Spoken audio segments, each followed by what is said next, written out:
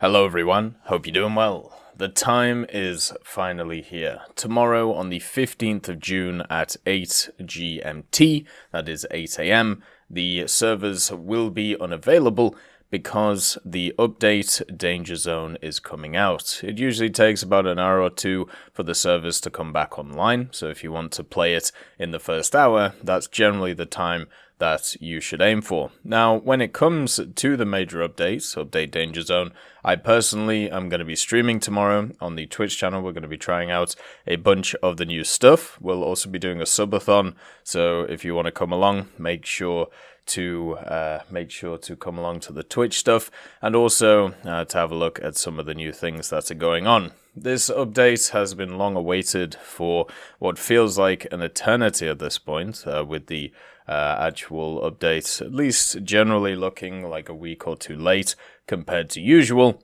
but here it is, and it is ready to go. We also have some more information when it comes to the new update, so why not go through that too at the same time. And also, as well, it is worth reminding that with all of the new premiums coming out in the next update, such as the Leopard, the Challenger, the Z19E, and also a few others we'll get into, make sure to use the link in the description for the discount on the Gaijin store.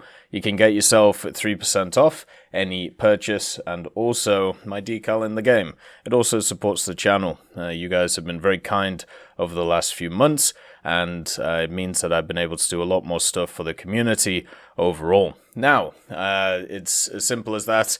Obviously, we have the Leopard, the Challenger. There's also a few other things that we'll get into, which will also be happening with the release of this update.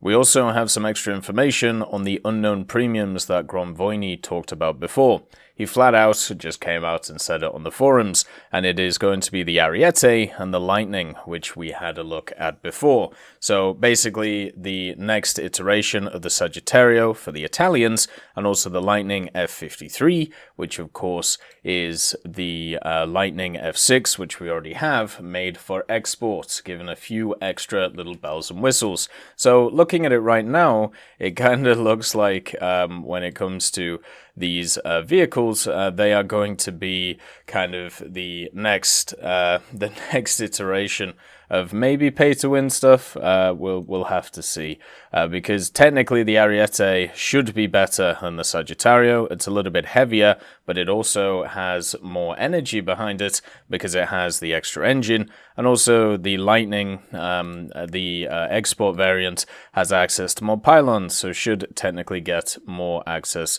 to different weaponry. Also, on top of this, there is a bit more information as well. It says, since the Sagittario is being moved to rank 6 this update, the Sagittario is being moved to rank 6, the Ariete will be as well. It has no place in the regular tree, so it will be like the SU-911 in the Soviet tree. So basically a premium version, and then the standard tech tree version. I really wish they would stop making the standard tech tree version worse than the premium version. That is the definition of pay to win. I'm getting sick of it. Hopefully this changes at some point. But that is going to be your rank 6 premium for Aviation Italy. Obviously you've been waiting a long time for that one.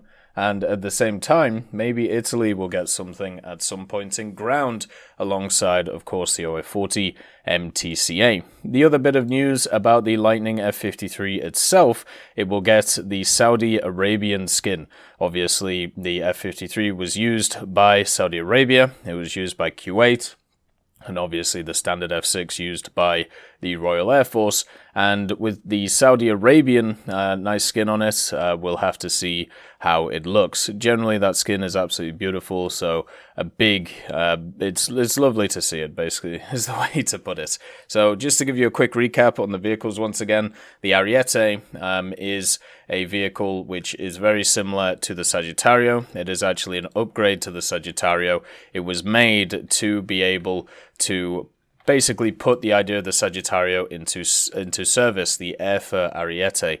But unfortunately, it kind of had the same fate as the Sagittario 2, where there was only 2 of them made, and then they just decided to move on to other stuff. The vehicle itself has access to an extra engine though. It obviously has the Derwent engine in it, and also the Rolls-Royce Saw RS2 auxiliary turbojet engine. This gave it just additional power while moving around. It's probably going to have similar mechanics to stuff like the ME262, where you can turn it on and off. If not, it'll be interesting to see how the fuel management works on the vehicle.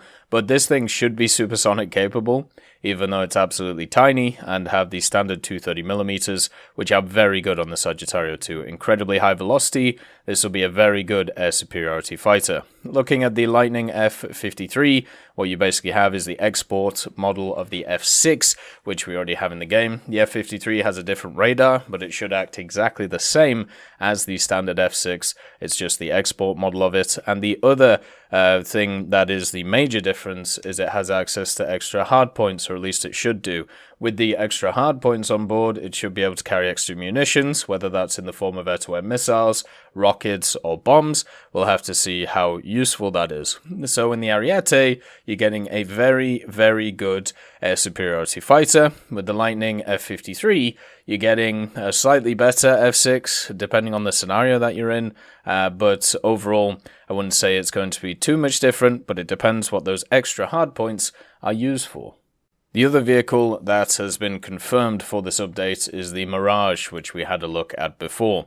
Now, it was a little bit weird that, at least in the leak, it was said to be a premium vehicle, which was very odd, but Gromvoini has confirmed that it's going to be a standard tech tree vehicle. So this will probably come after the Mirage F1C. Remember, the difference between the Mirage F1C, which we already have, and the F1CT is that it has access to better munitions and also generally a better radar. The vehicle itself was supposed to be more designed about ground attack, but also it kept all of its bells and whistles from its air superiority role that it already had. So it'll have all of the magics, for example, it'll have the R530s and so on, but also it'll have access to laser-guided bombs, it'll have access to rockets, maybe even cluster bombs in the future when they get added, and also access to, of course, the Serrano 4MR, which is the new